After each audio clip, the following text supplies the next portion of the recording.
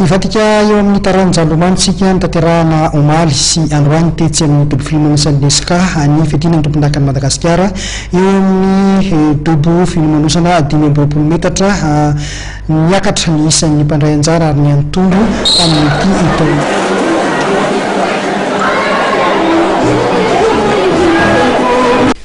ny tombotry tony satony ny mpandray anjara nandritra ny fiadina ny tompondakan'i Madagasikara eo amin'ny taranjalomano dobo filomanosana 5 metatra izay nitanterahana tetsy amin'ny SK Antanimena omaly sy androany natratra 300 mahery ny pilomano tonga niatrika ity fananana ity.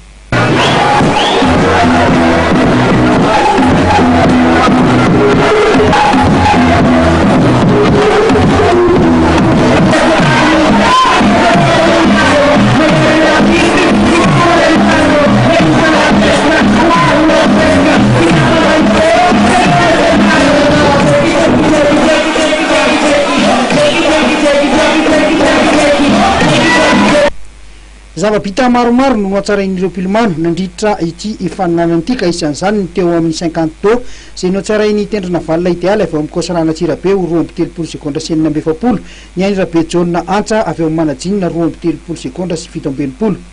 Teo ihany koa teo amin'ny 200 NL noatsarainy Andrem-peny Manana Baritina avy eo amin'ny Manajinina 2 minitra sy 7:30 sekondra sy 7:30 pahazatony, ny any Andrem-peny Manana Mamiaja avy eo amin'ny Manajinina ihany 2 minitra sy 1:20 sekondra sy 1:70 pahazatony. Andriamparan'ny Toky avy eo amin'ny Kosbani nanatsara ny zava-bita teo amin'ny 400 NL ho 4 minitra sy 1:30 sekondra sy 2:70 pahazatony. Raha 4 minitra sy 2:30 sekondra sy 4:70 pahazatony ny vitan'ny Atsimo Sataranto avy eo amin'ny Dobarano teo aloha. Mbola noatsarainy Andrem-peny Manana Baritina ihany koa ny 400 NL 10 minitra sy 7:20 sekondra sy 90 pahazatony, raha 10 minitra sy 7:20 sekondra sy 7:70 pahazatony izany teo aloha. Araka ny nambaran'ny Tale Teknika Nasionaly dia niakatra ny avy teknika ny pilomano malagasy nandritra ity fananana ity. Tamin'ity championnat de Madagascar ity zany hita fa niakatra ny avy teknika ny ekizy satria raha amin'ny ankapobeny mihitsy zany dia hita hoe niara-ny sondrotra ny ekizy rehetrarehetra fa tsy hoe ino misy anankiray dia lasa sangany be eny fa tena hoe na ny course aza zany tena hita hoe miady mihitsy série faraparany ohatra hoe 3 dernière série dia fa tena hita hoe miady be boly dikan'izany zany niakatra ny avy performance amin'ny ekizy rehetrarehetra ary manaraka an'izany nefa no marina fa na dia tsy misy aza ny atao hoe record national vaky dia misy ihany ny meilleure performance par catégorie zany izay nataon'ireo tanora zany.